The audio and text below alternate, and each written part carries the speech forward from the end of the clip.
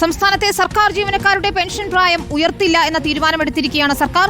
പ്രായം 60 ഉയർത്തണമെന്ന ശുപാർശ മന്ത്രിസഭായോഗം തള്ളിയിട്ടുണ്ട്. 4ാം ഭരണ പരിഷ്കാര കമ്മീഷന്റെ ശുപാർശകൾ ഭേദഗതികളോടെ അംഗീകരിക്കുകയും ചെയ്തു. അഞ്ജന അനിൽകുമാർ ചേരും വിവരങ്ങളുമായി. അഞ്ജന, പെൻഷൻ പ്രായം ഉയർത്താനുള്ള നീക്കത്തിനെതിരെ യുവജന സംഘടനകൾ ഉൾപ്പെടെ പ്രതിഷേധവുമായി എത്തിയിരുന്നു. എന്നാൽ ഇപ്പോൾ ആ ശുപാർശകൾ മന്ത്രിസഭായോഗം തള്ളിയിരിക്കുന്നു എന്നതാണ്.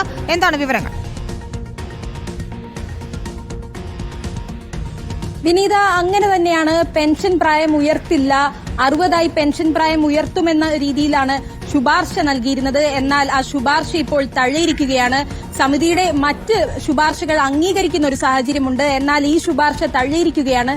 60 ഉയർത്തുമെന്ന പ്രതീക്ഷ പൊതുവെ ഉണ്ടായിരുന്നു.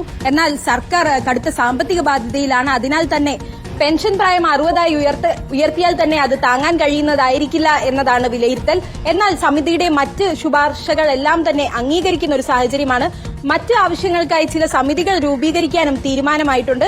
KSR, KS വകുപ്പുകളുടെ നേതൃത്വത്തിൽ ഒരു സമിതി രൂപീകരിച്ച് ഉദ്യോഗസ്ഥർക്കുള്ള രീതിയിൽ ആനുകൂല്യങ്ങൾ നൽകാനുമുള്ള തീരുമാനങ്ങളുണ്ട്.